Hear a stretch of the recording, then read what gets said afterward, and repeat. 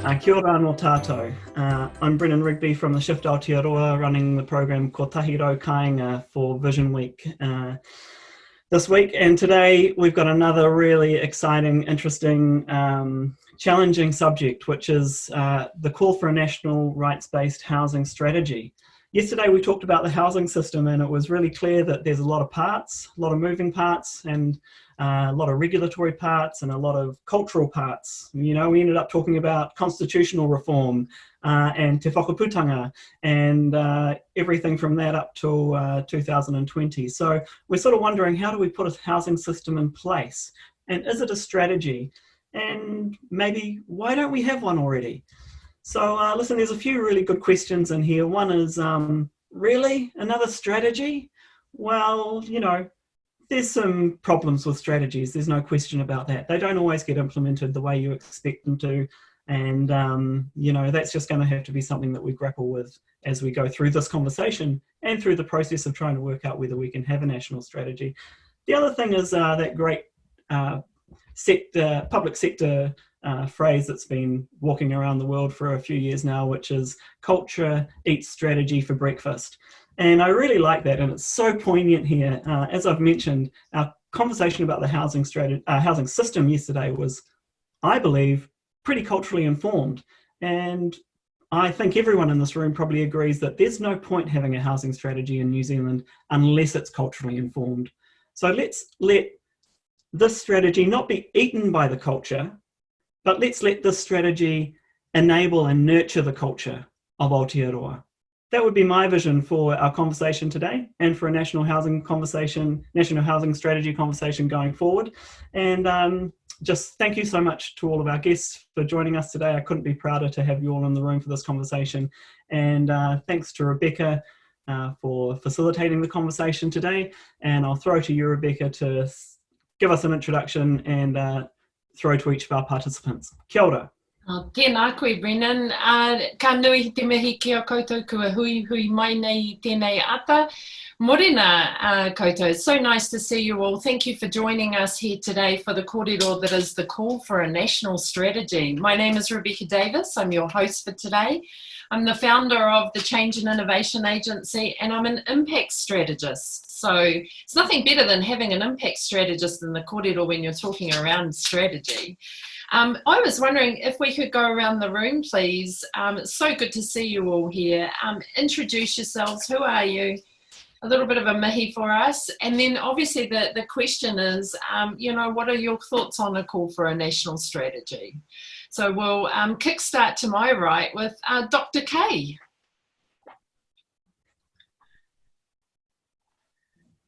Kia ora koutou. I'm a housing researcher, but also a enthusiast about getting good outcomes for New Zealand, cultural, social and economic. And I've worked in the housing and its interface with construction and communities for about 30 years. In fact, Jackie was reminding me how old I am today. Thank you, Jackie. My sense of strategy, what is it? I've been quite skeptical about a rights-based strategy. And that's not because I don't think housing is a human right. I think it is absolutely a human right. But New Zealand is in a country which struggles with the idea of human rights. It's never done that very well, actually. At the same time, we do have a treaty which sets out rights and responsibilities and relationships. So I guess I see a strategy as more being embedded in a treaty than the broader discussion about human rights, which I think is important, but I don't want us to get distracted by a debate over human rights. I want us to actually get a strategy which focuses on getting a resilient New Zealand and Aotearoa which allows us to work into the future using housing as the platform for that, but also the fulfillment of that. So I think a strategy is really important, but of course we also need a housing system that can enable a strategy. So both of those things for me have to go together. Oh, thank you, Dr. K. Really keen to explore that more with you this morning too, about how that housing system and strategy can, you know, they coincide with each other. Thank you. Morena Jade. Morena. Tēnā koutou katoa, ko Jade Kakatoa ko ingoa, he uri ahau no ngā puhi nui tonu, ko pihi awari me rewerewa o ku kāinga tūturu. Tupu ake au e te rohe o te iwi Banjalan, kei pārua ahau e noho ana. Koe he kai hoahoa, kai tuhituhi me kai hapai hoki. E te mahi hapai I ngā papakainga, I ngā kāinga Maori, I ngā kāinga kore, tāku aronga nui. Ai. Kia ora, Jade. Atamari, Jade. Morena Jackie.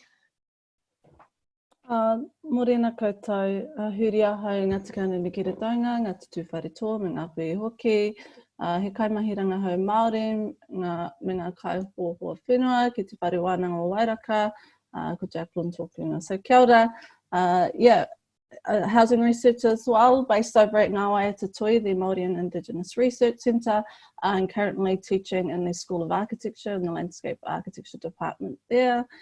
So yeah, really here to just tautoko the kaupapa around housing.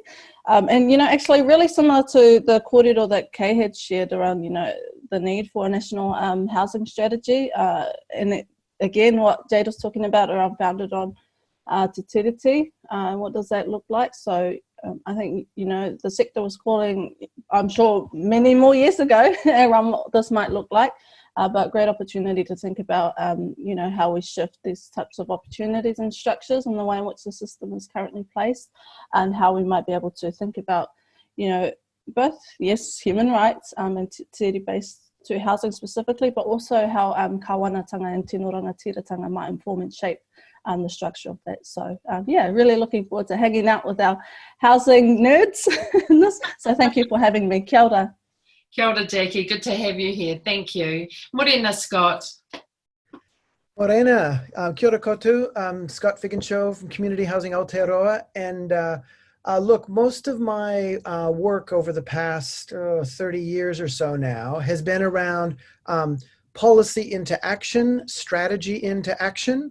And that's come apart from anywhere from delivering not-for-profit housing development, as well as in kind of folks know me here in New Zealand for helping implement a housing strategy in Queenstown Lakes District that resulted in inclusion rezoning. So a new way of funding affordable housing actually got put into practice as a result of strategy. So I guess the view I bring is that I've seen strategy work really well and result in fantastic outcomes. I've also seen when strategy gets just chucked in to the side and, oh, we did it, but it doesn't come alive.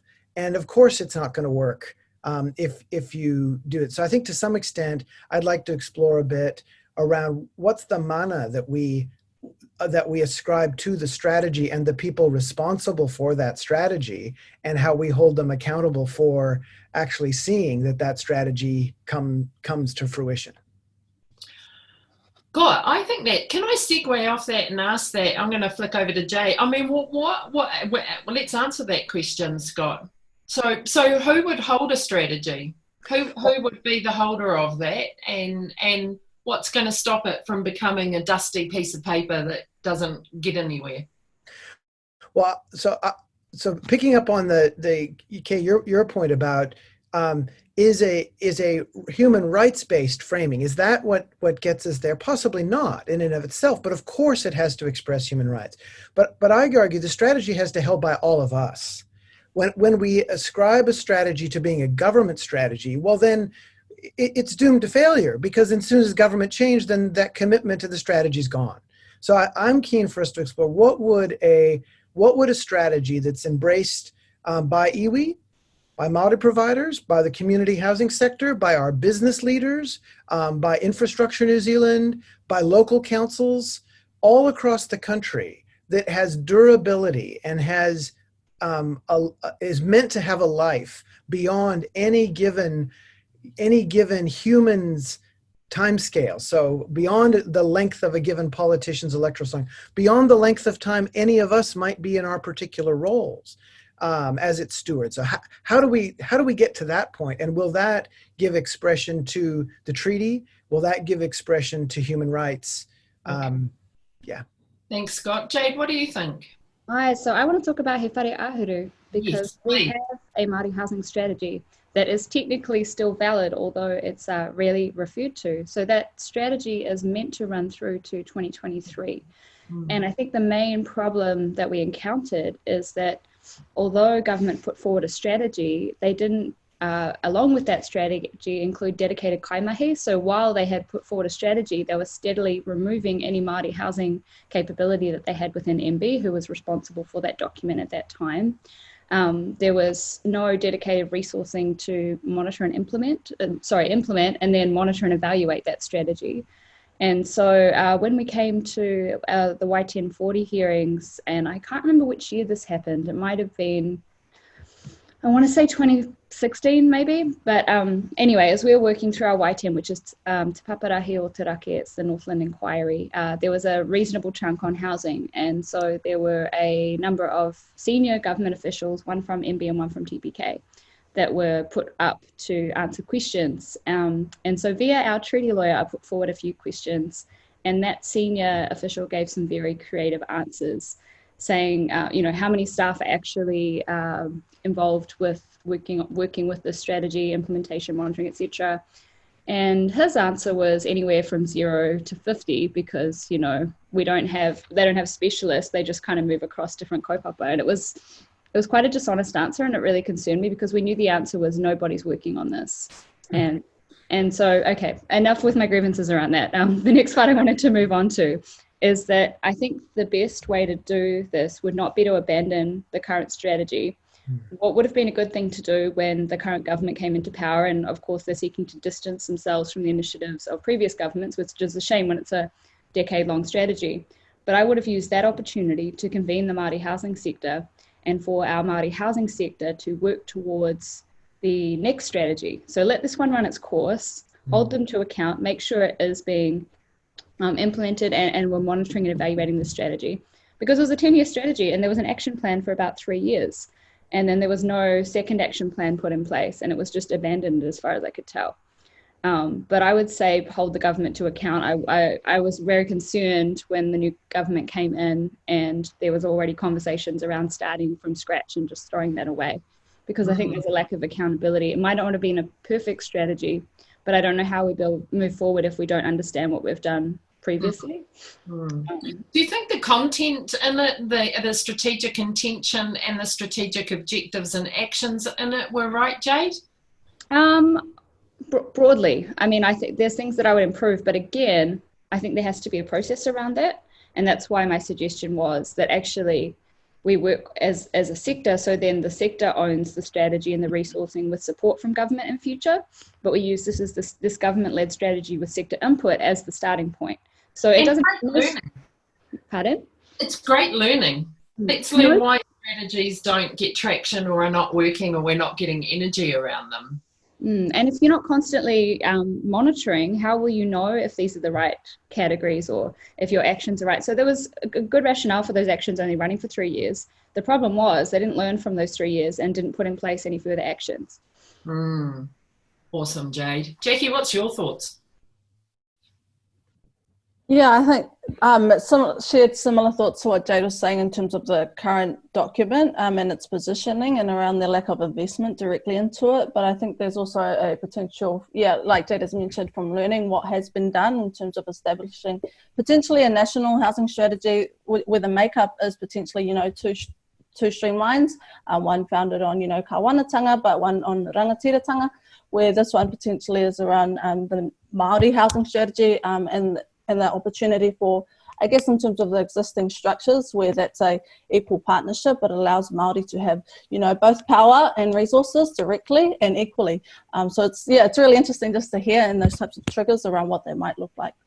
That's really good. So are we suggesting that if number one, there's the He Whare Ahuru He Oranga Tangata strategy, monitor it, evaluate, how far what have we achieved around that? Is there Is there, and then Scott, you're raising possibly there's a strategy where it's not held by government, it's a collaborative. So we've got a collaborative iwi sector community and government holding a strategy. Dr. Kay, what are your thoughts around that? I guess I think the issue is about what does a strategy really mean, and again comes back to the point about who's to deal with it. I think we have, there is actually a national housing strategy. It was published in 2004.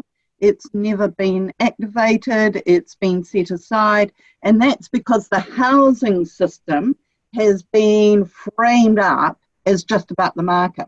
So you can't have that. You can't, if it's the market that does things, you don't have a strategy. You just have market response. That is your strategy, in fact. You allow markets to do whatever they do, and then you might pick up some residual loud voices on the side. And that's effectively, I think, what has happened for Māori. My own view is that a strategy needs to really sort of start talking about homes, housings, and the communities in which they're bedded as a benefit to New Zealand as a whole. And then you spread out what that actually means and what you need to try and achieve those benefits, what the current problems are. And that frames up and the rights and responsibilities of different parties. And I don't mean just government, I mean within our community. To me, what's happened is we've not really had a strategy because we haven't had the right housing system, but we've also turned strategies into 10-year plans. And I think 10-year plans are something different. I think they're incredibly important because you need a long cycle of action, but that's not the strategy. But because we've had no what I'd call common understanding, common belief in homes and housings and communities, we've actually retreated into the 10-year plan. Then we haven't done the 10-year plan either. So I think we need to be thinking about a movement to understand what we want out of our housing sector. Is it around homes or is it around a commodity?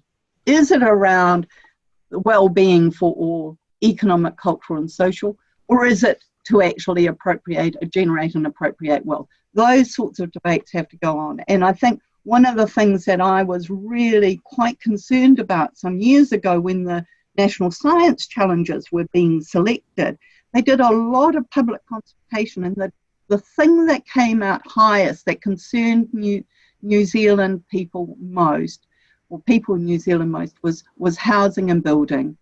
And was there a National Science Challenge around that? No, there wasn't. It took another year and a half to get a government to accept that they needed to do research in that. I'm not saying that as a researcher. I'm saying, why is it that the public voice was so easily ignored in the government's allocation of research funds and the framing of those questions? That, to me, is indicative why we don't have a national housing strategy. And we need to shift that debate. We need to put homes and communities right at the centre. It's all about people, isn't it? And until we do that, and that's what a strategy debate for me is about. And I absolutely agree that there's, I think that the sovereignty versus the governance or the citizenship issue needs to be expressed, but it needs to the strategy needs to hold those together. But the plans within it, 10 years, maybe a 20-year plan even, can be quite different and iterate in a whole variety of ways.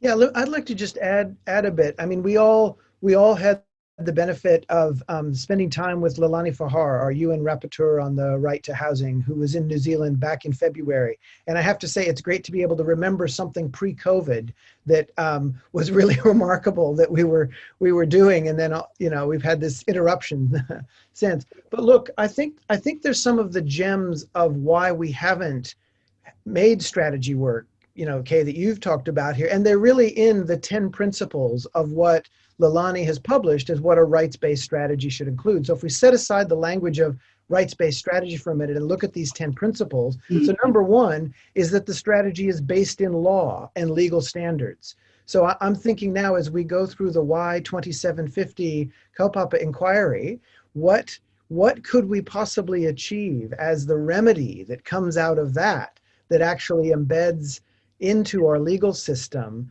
the validity of, we are going to have a strategy that's actually, and I'm channeling Hudamoana Dennis here for a moment. His question to me is, let's make sure this never happens again.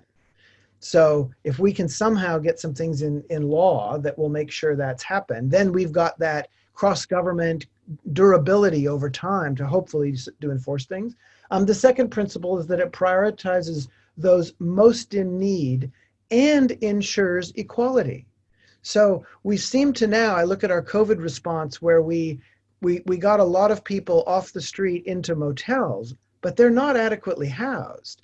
So that equality aspect goes alongside making sure that we've prioritized those most in need. I won't go through all of them, but the third principle is comprehensive and whole of government. You know, Jade, you were speaking about the siloization that's happened to the Maori housing strategy here and stuff. So what if every part of government and local government had to adhere and be part of that implementation? So the fourth one is rights-based participation. So this would be, yes, let's make sure that Ricky Houghton and the whānau that he's working with have that what they want to see happen for them comes through in the strategy as much as it does for what a range of other interests might want to see. So anyway, there's a full 10 of these. So we know a lot now about what a strategy should aim to achieve through this set of principles. And for me, those are what I think are guiding some of the thought and work as we would progress it. Good segue. Jade, what's your thoughts? Oh, I was just thinking about what you said around local government, and the problem from a treaty perspective is that they're very difficult to hold to account because they're not considered a direct treaty partner.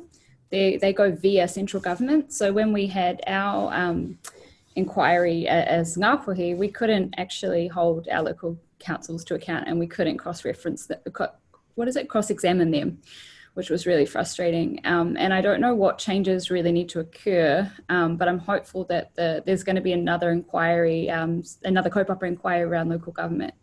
And maybe that'll have some impact on the way we consider local government in terms of treaty partnership. So it's kind of interesting because I hear you talking about local government a lot. And theoretically, a lot of these things should sit at that level. And yesterday when you're talking about implementation, I actually would prefer central government hold that because we have more opportunity to hold them to account. Our local council is very difficult to hold to account on their treaty responsibilities. So that's a problem. And I don't know. It's a good discussion, Jade. And I guess the thing I'm trying to figure is where in my personal experience, where I've seen some of the most effective delivery that actually resolves at the local level the disputes and disagreement, especially between community and developer, that the resolution of that happens from my experience best at the local level. And so my worry is that yes, there have to be some kind of enablement from central government to local government, as well as direct commitments of investment from central government to the local level, maybe not to the council, but to the partners in the community. But you're right. It's a messy space, and the current Local Government Act does not help. It doesn't give us certainty. No. Yeah, I tend to agree with Jade on this. I think that this all comes back to the very specific nature of the local and regional council plus the people that are engaged in it. Individuals have huge impact. And the point of a strategy, it seems to me, is to enable you to go past those things. So it does, as you said, Scott, it does last for 20, 30, 40 years. It may change in terms of dynamics. And that's how I sort of see 10 years, prior to 1990, there was a 5-year plan for housing. Every 5 years, there was a report by the Housing Commission about where should we go next? What levers do we need? What should we pull? How should we do it? Now, some of it was pretty dry, And a couple of those reports still hold open various doors I have around the place. But nevertheless, people were thinking about that. And there was a process of engagement to try and get people to think about that, that actually then constrained local government and central government to think about how they participate in delivering on that strategy. And I think local government does need to be enabled, but it needs to be enabled in the right sort of way. And we've seen that with SHARs, special housing areas, have effectively not delivered affordable housing. They've often been a disaster, as we've seen, with very strange partnerships going on and exchanges. And actually, it probably put us back, not put us forward. And so that was absolutely not the model that we wanted. So if that's not the model we want to actually create places and deliver housing in it, what is it? And what are we trying to achieve here? And I think that's what a strategy does, but it has to be a conversation, both at the, if you like, top down, but also bottom up, from the flax roots up, and then we have to shape that. So it takes time. A strategy is not just about putting a whole set of pen to paper. I spend a lot of time looking at A3 sheets of paper that have strategies and accountabilities and KPIs. And, you know, why bother? We're just cutting down more trees for this. Actually, I'm just hoping that paper's been made out of rags, not out of a tree. But, you know, strategies are based on collective commitment. That's what happened with COVID, didn't it? We did get the team of 5 million. We did get it in a variety of ways. You know, we saw Maori Wardens going out there doing their stuff, one of the great institutions of not Maori society, but Maori, who have shown that they can lead and will lead and do lead, and it's gone on for decades. We need to be highlighting those capacities within our strategy. But to do that, we have to have that conversation before having the A3 sheets, writing things down and KPIs and all of that stuff. Yeah, very good. Jackie, do we have groundswell? Do we have enough momentum, do you think, around this in Aotearoa? Yeah, you know, when Scott was talking about Leilani's kōrero, I was thinking about, you know, with 200 years and 20 years from now for Te Tiriti, you know, that could be a part of this next 20-year plan if we get started yesterday. But, you know, if, you know, 20 years, I've probably been 45 or so, and the biggest issue for me, you know, and in some of the documentation is that if in 2040, our people are still homeless on our own land and looking for somewhere to live, nothing will change. And so, you know, there's so many injustices we need to really address and unpack. And I think it's an interesting climate for us to have these conversations now, you know, and this kind of momentum across the nation around racism and discrimination and these types of things. And it occurs and is prevalent within the housing kind of everything and system, you name it, you know. But it is important for us to continue to think about what does that look like in that collective effort, you know, and, you know, exactly what Kay was saying around a bottom-up approach and top-down. But it really needs to come from our people and mobilization of our people. So if we can think about, you know, things that aren't on a paper, but the way in which we can advocate and innovative ways to do so, I think we can, you know, there's different ways that we can ensure that our people here in this nation are aware of. Then perhaps we're marching on streets, then perhaps we're writing more petitions. And so these, you know, our generation specifically now, I think everyone's just had enough of inequities and injustice. So I think there is a lot of momentum. And I'm sure, you know, because the ones here have spent decades in this space around, you know, the opportunity for us to learn from them and those experiences, and because I know what has worked and what hasn't worked. So it's important that for us to be here in these types of conversations. And I'm sure Jade will have more. I know she's bubbling over there. Kia ora, Jackie. Beautiful. Kōrero. Kia ora. Go, Jade. Bubble away with us. Share it. I was like, oh, you're passing that after to me. Okay. Yeah, I think the strategy thing is a good thing to unpack, because, you know, what is the strategy for? How is it formulated? How is it monitored and evaluated? Who's involved? And something I've been thinking about as we've been talking is that, you know, I think we really need to be clear in our advocacy, articulating what we expect the role of government to be. So in my mind, government really should just be facilitating and resourcing housing strategy. And really it just gives a focal point to all of our efforts and enables us involved in this housing system to keep each other accountable and to keep ourselves accountable. But I think what's been missing behind previous attempts is one, actually resourcing it properly, but two, it's been held very tightly by government. And so I think if you facilitated hapu, iwi, community housing sector, those that have a stake in the housing system under a treaty-based framework, and then actually handed over resources to implement and to monitor and evaluate their own activities, but play a coordinating role, then I think it could be a really useful thing and would take a very different form to what we've seen with other so-called strategies that have been, you know, shelved and haven't really had much of an impact. So it's a real shift in power dynamic, isn't it? It's sharing out the power and moving the power differently, isn't it? From currently sitting in government to literally in partnership with community and Maori and services. Brendan. Can I just, thanks Rebecca, Jade, thank you all. I'm enjoying this conversation so much. I just wanted to, I think that's such a good point, and I'm really only picking up on the latest thing that was said because there've been many good points. Jade, your point that, you know, there's this risk that it gets held too tightly by government, and I think, you know, He Whare Ahuru was not only held tightly but actually buried, but, you know, there's other examples of strategies, and I guess what you're meaning is not letting other people in to either the development of the strategy and not letting other people into the resource flows, and I think some of that's being unpacked really nicely in the PHO schemes that are being debated at the moment. But I just wanted to reflect quickly on the Canadian, the way they've approached the Canadian National Housing Strategy. And I'm completely naive, and people from Canada watching this, and I hope Leilani Whaha never watches this, but you know, what they did was they just created this National Housing Strategy legislation. But my understanding is that created an independent commission to build the strategy.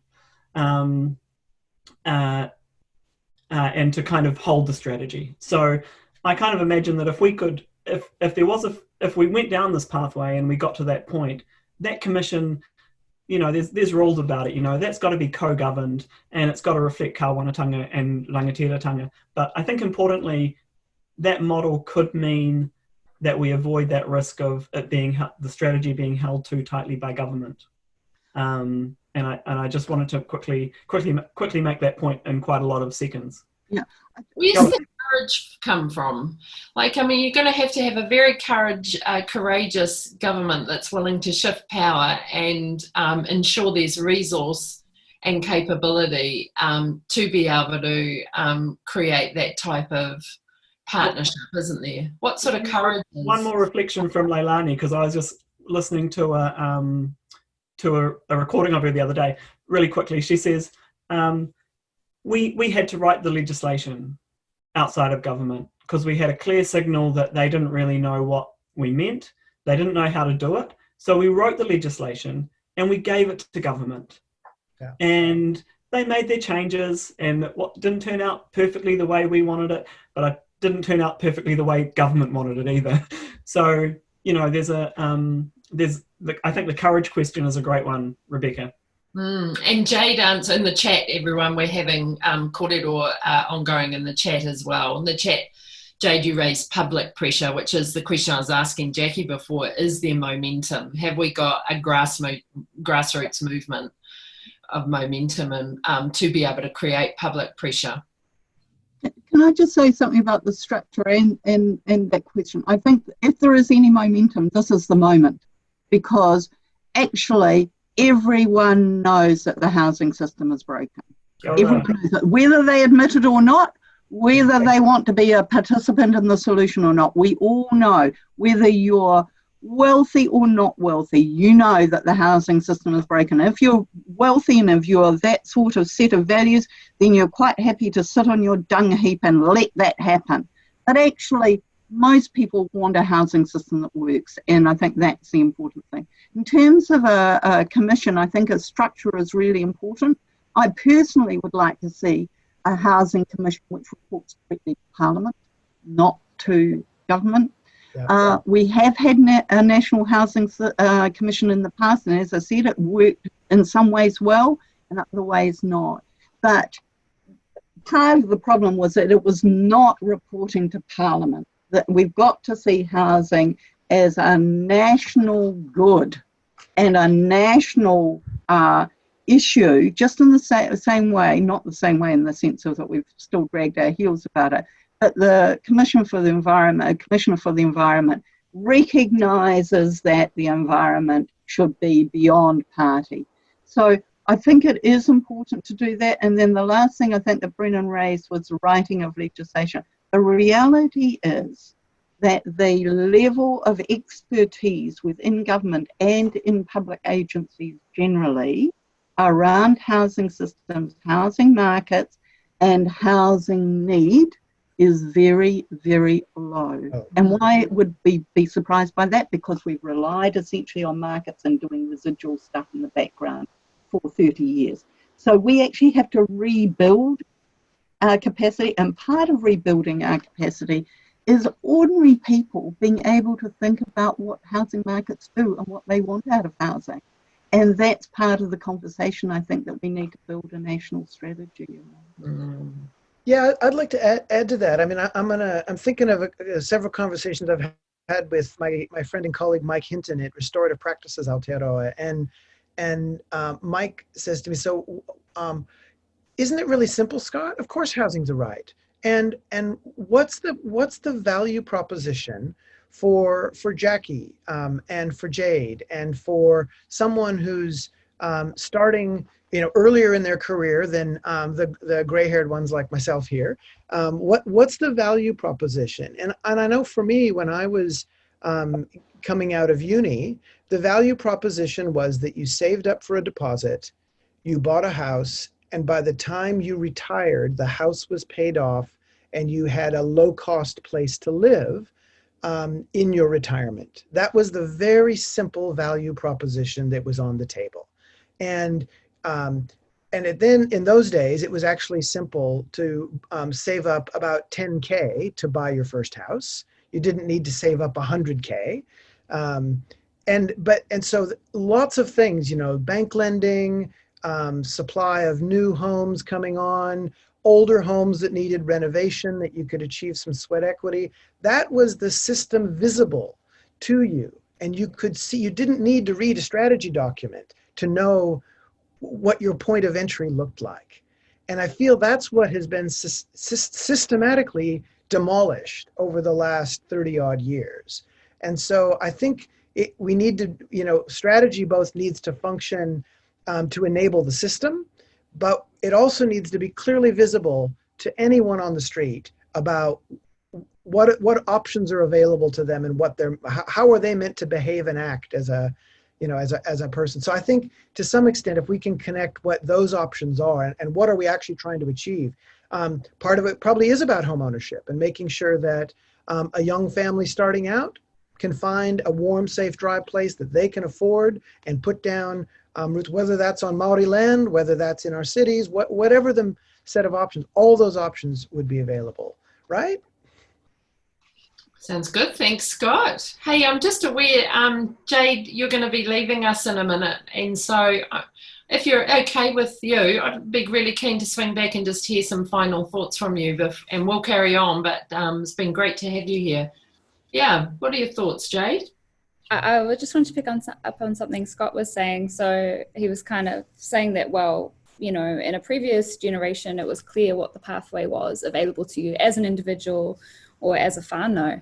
And I was reflecting on my own personal experiences and going, I have no hope of owning a private house. And I think in terms of my own, ethics and kind of political positioning, I don't know that that's something that I would want, but I would like the security and stability and healthy housing that goes with that. You know, I'm pretty opposed to private home ownership, but I would quite like to live well and in a healthy house. And fortunately, I've got a good rental now, but you know, for our generation, it's really out of reach. And actually, my best hope is the papa kāinga that I've been championing for a decade and getting back on our own whānau whenua, which kind of seems crazy that that's an easier pathway.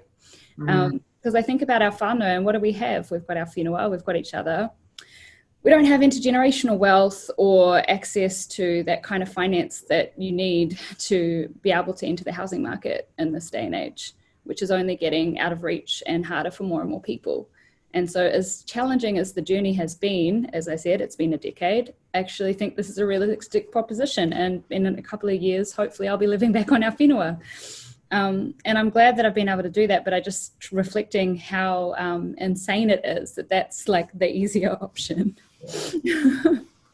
Well, ngā mihi nui ki a koe, Jade. It's been great to have you here with us today.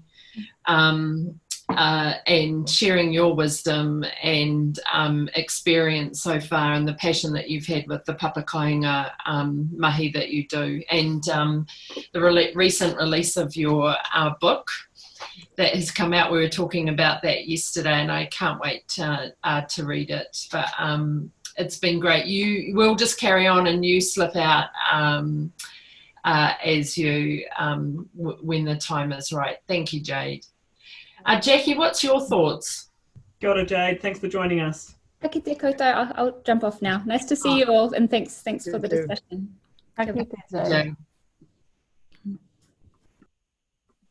Cool. Yeah, I guess just off the back of Jade, really, you know, not just myself, but I'm sure not a lot of other young people across the nation share a lot of sentiments. If you haven't inherited large amounts of wealth to be able to get on the property market, but I think the reality of those who even have the privilege of, you know, whānau who still have Maori land. And I mean, with the 5% that's left, more so across the nation, it's probably not as much of an accessible kind of option. So, yeah, our options become more limited, ever more so now. And it's really difficult, you know, even just in some of the work that we've been doing, because, you know, the lack of research in this space as well. And so it's really difficult for us to respond if we haven't been able to identify the need, more so in literature with all these types of evidence. But I think it's a great opportunity for us, I guess, as young people to think about and understand existing models. You know, we know that there are some, you know, I think someone else mentioned earlier around, you know, shared ownership and there's other types of financial products, you know, existing kind of home loans at 5%, somewhat depending whether the bank will lend you the money, whether you make enough money. So, you know, it's really, there's so many barriers just to be able to get into this. So I'm not a homeowner for myself at this stage, but I guess it's always been a goal because I'm based here in Tamaki in Auckland. Even more so just the location aspect is so, you know, beyond bets. And so it's these types of elements that are inhibiting us from having these types of options. But at this stage, I think a lot of the work that has been done is just needs to be focused on those who are stuck in the, you know, rental kind of housing market at this stage. It's been, you know, I have family members who've spent over, you know, 20 years in public housing stock, and just it's just really impossible to get out of that and have accessible to safe and affordable housing. But I did really want to add, and I think Jade and Kay spoke about it before, and a lot of Dr. Ganesh Nana's work around, you know, existing models and the way in which we can potentially think about it. And, you know, in this kind of idea where we shift from housing to homes and more so kāinga and the makeup of that and the different models to support and enforce that, which is founded on, you know, elements of whānau and whenua and whakapapa around shelter and this kind of intergenerational, you know, approach to the way in which we design and develop and grow communities, as opposed to the common, you know, market-driven ways of assets and, you know, selling, capital gains, all of the above.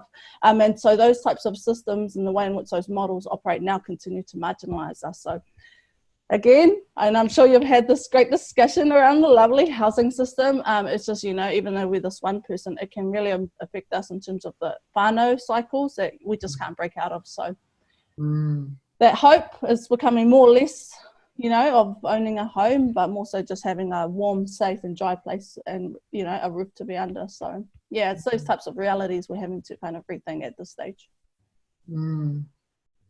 Now, can I just follow up on Jackie on that? Because I think that raises some really interesting issues about what is a strategy here.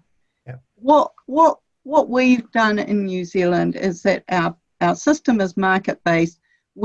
Government has been involved in mopping up what is often called market failure, you know, where certain people are excluded or where, you know, they're on the streets, and it's nothing like COVID to make you realise that being on the street's not very good for society, let alone for the people in it. But that's and then the response to that is, let's target those that are most in need. But actually that is because our strategy has failed. You have to target those that are most in need, because the way our housing system has been put together, the way in which we activate it, the way in which we try and engage people has actually failed. Even the homelessness is something of the 1990s on. Actually, in New Zealand, there was homelessness, but it was a tiny, tiny percent. And the irony is that we keep on, and we have, it's less so now, we keep on typifying those that are homeless as failures, as individuals, as drug addicts coming out of prison and that sort of thing. The 2017-2018 social housing strategy explicitly says that. This is a nonsense. You don't have 50,000 odd people literally homeless and then a whole lot of other people in insecure housing, because it's an individual problem. It's a public problem. It's a problem that we haven't dealt with. And part of that leads us to say, well, let's deal with the homeless. But we do that and we can throw money at that because it makes us feel better, but it doesn't resolve the issue of having a resilient, adaptable housing system that works for people for all the changes, and things do change. So the strategy, it seems to me, is to provide, where do we want to get to? Who are the different actors? What can we expect of them? And how are we going to resource or expect them to resource or regulate or expect them to regulate themselves over the long term? And then within that, there may be a whole lot of plans. And I think that the thing about, you know, there were all sorts of problems with the sort of pre-1990s things, but they were actually on the margins, really, not at the centre of the problems.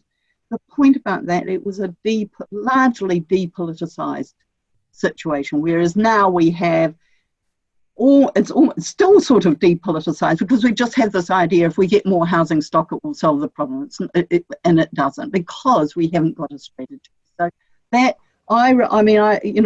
all of those things, Jackie, that you're talking about, those are sort of like, we've reduced our expectations of ourselves as a nation, haven't we, in terms of what we deliver. We might have got it wrong in the past at various times, but at least we had the expectations that home were for people and their communities, and they would work for us. I don't think we have that expectation anymore. But I think we're at the moment that we can start reviving that as something that we want to achieve. Yeah, and I think, you know, and the slogan, I guess, is that the market will deliver always is a big trigger for me. I'm like, deliver, because, you know, deliver for who? Because it's sure not our people. I mean, it's really timely that Wayne is here, you know, and just some of the work I'm sure you're doing across the Maori housing sector would be really great to invite you into this conversation, especially around, you know, okay, so what does that look like if we are starting to plan within the next 20 years, hopefully, and, you know, whether we're going to, you know, continue to have hope for our generation within this, especially for our people, and if it's not centered on justice and equity, and, you know, trying to target poverty specifically, more so for our people, because they're the ones, you know, who are really stuck in this kind of current position, and more so for generations to come. So really lovely to see you here, Wayne, and would hopefully just throw it over to your way. Kia ora. Kia ora, Jackie. Kia ora, Wayne. Kia ora, Wayne. Sorry, everyone. Sorry I'm late. Well, welcome in. Why don't you, Mihi, and just let us know who you are, what you do, and the kōrero we're having at the moment is the call for a national strategy, and just some of our thoughts and intention that's sitting underneath that, and why and how and what. So, morena, Wayne. Morena. Hoi no tēnā koutou, koutou piri te maunga, ko tānui te waka, ko waikato te iwi, ko waikato te awa. Ko wai noksa hau ko au te kai whakahaere mo te matapi e tirohanga mo te iwi. No re tēnā koutou. Yeah, pleased to be here. National strategy. Yeah, te matapi have been very supportive, certainly of a national Maori housing strategy. We've had one in place since 2014, but it's a good strategy, but it's fallen short in a number of areas, and the main area has been implementation. So it's just been one of those strategies that sat on the shelf. And you know, we were at the Shift Aotearoa conference, and like everyone there, we're moved by the call to action for a national rights-based strategy. And to me, that just makes total sense. And you know, in our dialogue with Cha, we agree that rights-based strategy needs to take into account the Treaty of Waitangi and what that means. So you know, so I think we can all take that as a given. What does the strategy look like? Well, you know, we often hear from our Maori housing networks, from our sector, so to speak, that there needs to be a plan, and we've heard that come through loud and clear during lockdown, because we've seen the issues emerging that aren't new. The existing issues that have simply been exacerbated by the fact that you know, we've been in lockdown. So, and that need is still there. The need to urgently respond to people who are still in hotels, still there. So the call from our sector has been, we need a plan. We need to understand where everything joins at the hip. Unquote. There's a quote from Uri Dennis, who really has been outspoken on this issue in a recent engagement through COVID. So at the moment we're trying to think through the issues about how to pull that together. You know, we've been waiting for government to lead a strategy, and we could be waiting till the cows come home on that. So why not let's charge ahead and develop a sector-led strategy, because we know a lot of what the issues are. We may not have all the solutions, but at least we can work in a collaborative way to progress some of these kaupapa. Do you think that what's the one thing in a strategy, and I'm actually, what are the things in the system? We had a kōrero yesterday around the housing system, and what are the things in a strategy that are the real courageous things that are going to shift us from being a market-centred, commercial-centred model to being a te tiriti human rights or well-being model for housing? What are the radical shifts that we might need to be thinking about doing? Great question. If you don't ask some answers, I'm really keen to hear that. Some of the radical shifts.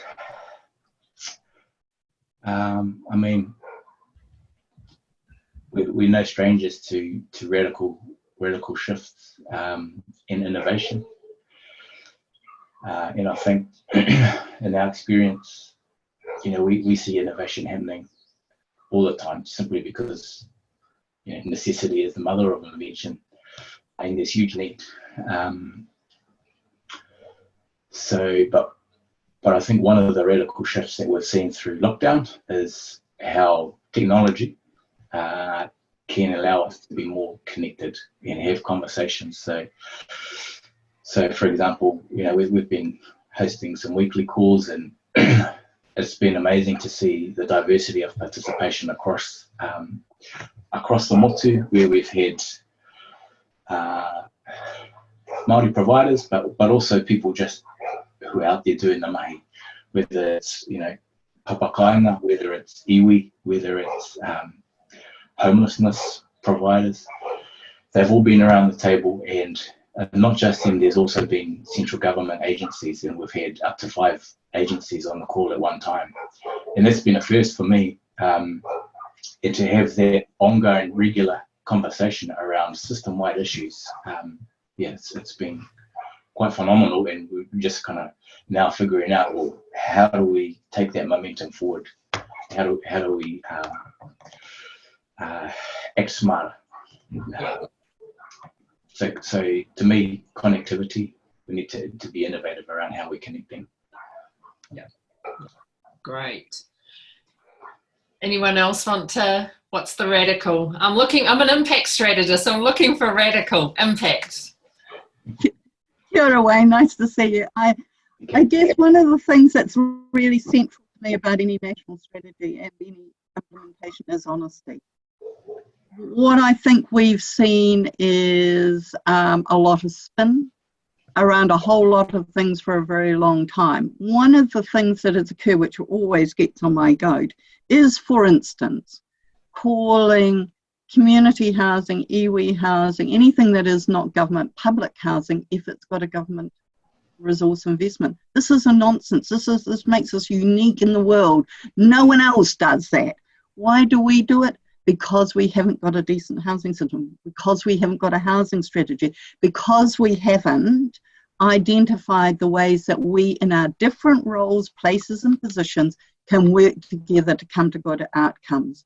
It's a form of, not that particular phrase, although one could argue that, but the problem, I think, is that, and it's a very interesting article by Nicola Goring in Australia. She asked, do government really want to solve the housing problems? An article she wrote some years ago. And you do actually have to ask yourself that at times. Do we really want to solve the housing problem? Because if we did, what we would have is a much more enabling understanding of what's going on and resourcing at the right sort of levels. And those levels would change. It's not just having, using every tool in the toolbox. It's about choosing the tools that are necessary at a particular time in response to what particular communities need. So I think the great thing that under this government that's happened is that notion of place-based, and the difficult thing is actually implementing place-based housing responses, and that needs to be part of a broader strategy. So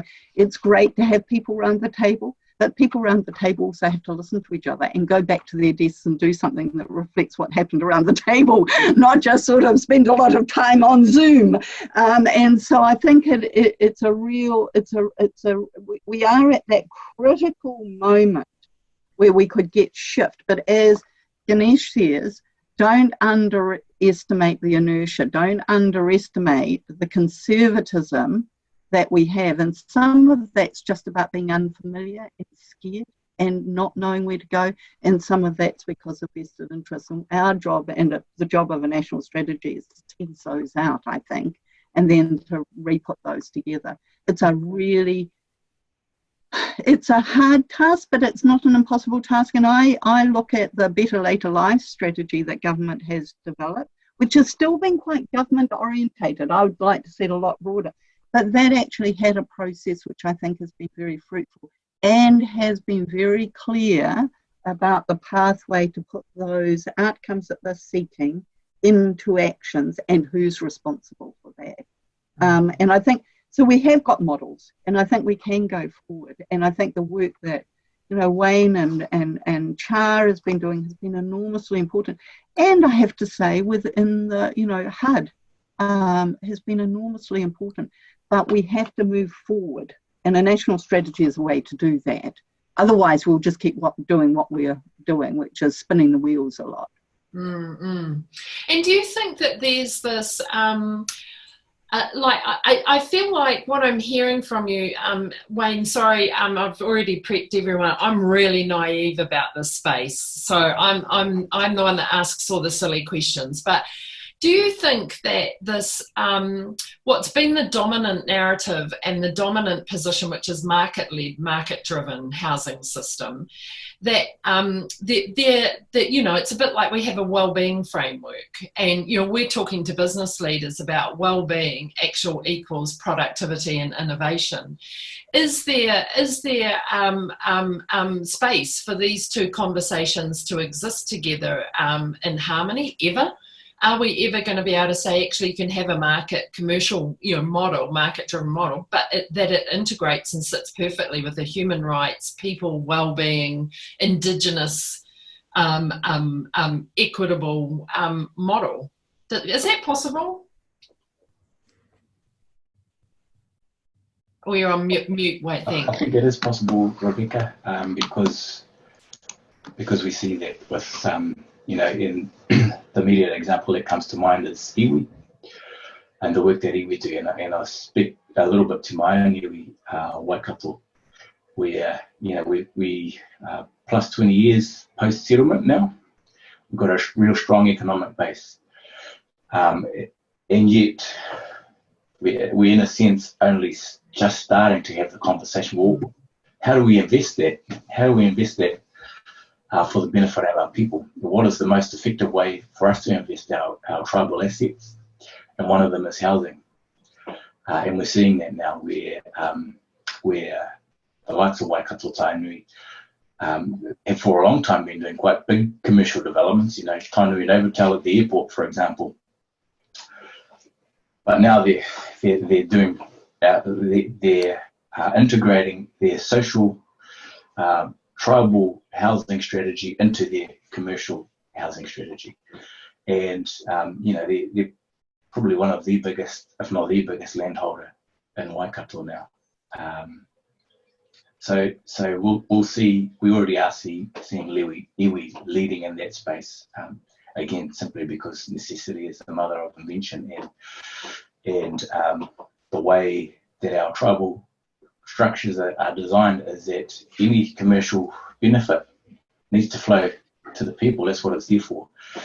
In saying that, I know our people still struggle with trying to engage with a market-based model. Mm. Yeah, I'll just talk of that, Wayne. I think it's, Rebecca, for me, the difference is not whether it's market or non-market. It's that markets are good at doing particular things. We ask them to do things that they were never designed to do. And so, I think of, just to play with this a bit here, if we have a set of things which are purely market, we have a set of things that are purely government, and we have a space in the middle, this space of the commons, the things that we own together in trusts by iwi. And it's entirely possible that we could yet create a market of how things trade within that segment. So I don't think we need to, I'm just mindful of, as we have more shared ownership and rent to buy programs in that progressive home ownership space, I could well see a day when those move from being around 1,000 units in the country to being 50,000 units around New Zealand, someone who owns a 60% share of a house in the Waikato and needs to move to Christchurch would be able to move within that market into that part of the country. So to me, these things, but it's about the purpose. That's about how we use a housing resource and a housing asset for long-term intergenerational benefit, not for a dollar-based value exchange that we're seeking to maximize in the shortest possible time. So it's time horizon and purpose. And I think the point about markets is it's not that markets are good or bad. They just do what they do. The problem around markets and housing is our housing system has been reduced to the market exchange. It's not that markets shouldn't exist. Of course they should exist. They're often very efficient at allocating goods and pricing things, although not quite so much in the housing sector. But essentially, at a certain point for certain situations, that will not allocate either allocate goods properly nor generate well-being. And I think the really interesting thing for me is that when you look at low-cost housing, the building of low-cost housing, this was not state housing. This was not, the government getting Fletchers, and although it did, that it was not about just getting Fletchers in to build a whole lot of state houses. This was about ensuring that the building industry could actually have a spot where they were delivering good quality, low-cost housing. And it did that by incentivising both families themselves and whānau through various loan mechanisms and so forth. And that grew a group of builders. Many of them will remember them, the old Keith Hay homes. They were good homes at their time, they still are. Keith Hay is still existing, but it's at the upper end of the market now. But it drew people into producing the housing that people needed, that the market would not supply unless there was something else going on. So it's not about not having markets. What it is about is making sure that the housing system embraces all of the capacities, resources, productivity that we can have. And I think that's one of the things that really strikes me, and I live in Marlborough. One of the big breaks on the local economy here is that we've got a whole lot of what I'd call middle-level workers, supervisors and so forth, that the wine industry, which is our biggest earner and has protected us economically from COVID, is absolutely having a brake put on it because there's not enough affordable housing and there is no mechanism by which that can be created. So actually the break is enormous. And the same in Northland. You can see exactly the Western Bay of Plenty. All of those places, this is not just about charity for those that can't look after themselves. This is about creating thriving economies. This is about thriving communities. This is about making sure our culture thrives. So it's not about markets being bad. It's just making sure markets should be doing what they can do well, and then making sure that they're incentivized and supported where they're not going to do stuff. And it's not market failure. It's just they don't do stuff there. And then we have a situation where we've got all sorts of players that could be in that space. Iwi, hapu, whānau, right down to, little whānau trusts could be doing stuff. But we've got caught up with ideas of it's all about economies of scale. So let's get a big industry player in there and they'll build lots of houses and that will sort it. It won't sort it because houses are about homes and communities.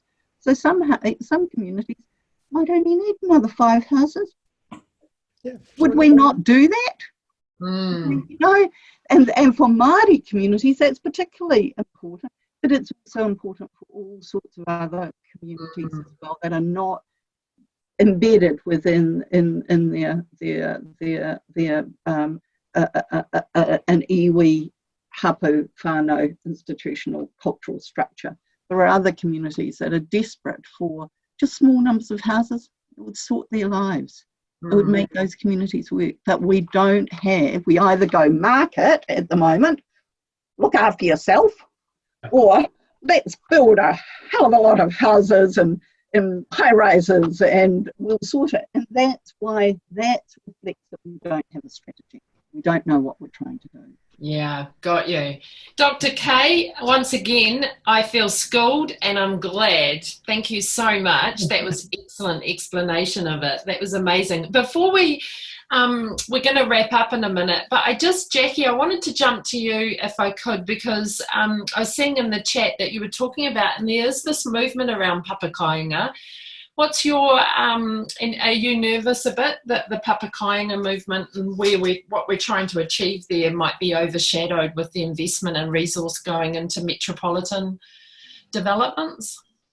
Yeah, I guess I'll only speak to my experience. I think there's some really great models across the country. I'm really grateful for those iwi hapu marae, who have been able to develop such models and allow, even just for myself and our whānau, to understand, potential opportunities for us more so. But I understand the difficulty to fund and finance those types of opportunities and what that comes, especially depending on where we're based. And I think just in the context that I was talking about is around this kind of national strategy and the I guess potentially some of the challenges around how that might not be applicable to some places, you know, if we would like to support place-based and kainga-based kind of approaches, that we might say one thing and it might not be relevant, and being really open and understanding of that in terms of the different contexts and the way in which different people operate and work. But I think just really wanted to build on what Kay was saying, and Scott and Wayne, around this kind of middle in terms of the commons we have. And that's why, you know, from the beginning I spoke about kāwanatanga and rangatiratanga and the differences, but the opportunities, you know, Wayne's talking about for Waikato Tainui, the exercising of their, you know, tino rangatiratanga within the housing delivery. And that's a whakapapa-based model. And I spoke about this the other day around the opportunity for, within the kāwanatanga relationship, to implement that. And I really want to emphasize that that's part of the issue. Why we're working in partnership, specifically for Māori organisations, working with the Crown, but not delivering and designing and allocating specific houses for their people, you know, where they've probably got a high proportion on their waiting list. And so I think there needs to be some reimagining and innovative thinking around how we do that. And that's exactly what Kay was thinking, mentioned there. So I think, you know, there's an opportunity, but we need to be able to provide this evidence. And so we have these issues around gaps, because we're not, you know, the housing system is moving so slow, and we're trying to find sufficient resources like research, which is underfunded already, specifically within Māori housing, to be able to say this is what we need to do. And so I think that's why the sector is really powerful within the space, because they are constantly on the ground. And so if we have those types of conversations where it's embedded and founded on te tiriti, which is essentially everything that everyone is talking about, and, you know, these types of principles in the way in which we inform and what we're doing, we already got a plan. That's our plan. It's there. And, you know, and I said this in the chat as well, and Wayne had said this to me, that every day there's a treaty breach. And if we're not putting this at the forefront of our conversation, then nothing will change. And I think it's really important for us to continue this. So I'm really hopeful that, you know, we will start thinking about intergenerational wellbeing creation, not wealth creation, you know, whānau, hapu, iwi Māori, and our children, or even me would be great for a start. But, you know, there's a great opportunity, and I always feel empowered and inspired because there's other people across, you know, research, Māori housing sector, community sector, same kaupapa, you know, in this space. So really empowered, and thank you so much for having me. So I don't know if that answered the question, but I really just wanted to say, you know, because emerging in this space, I'm still, like I say, an embryo in this housing corridor, but, you know, just with the likes and the leadership in here, I think we can create some amazing opportunities together to shift that. So thank you, and kia ora. Oh, totally. Jackie, thank you so much. And thank you all. We're going to wrap up and hand over to Brendan, who's just going to summarise and then give you some a few thoughts or to share minutes to share your wisdom. But for me, someone who's come in to host you today, I'm so grateful for your experience and your knowledge and your wisdom and your heart that you have for Aotearoa, for our people, and for the housing system and a potential housing strategy, and what that could mean for the health and well-being of our people. I'm so grateful. I feel I've learnt more. You've just made me more curious. I now have to keep going on this journey of learning about housing in Aotearoa. And so thank you very much for allowing me to share this space with you, and for sharing your thoughts and wisdom with us. I'll hand over to Brendan. Ngā mihi nui ki a koutou katoa. Tēnā koutou. Kia ora, Rebecca. Tēnā koe. Kia ora tātou. He mihi nui ki a koutou I rungi nā kōrero o tēnei rangi. Totally exciting to see you all. Scott, who needs to go real soon? Put your hands up.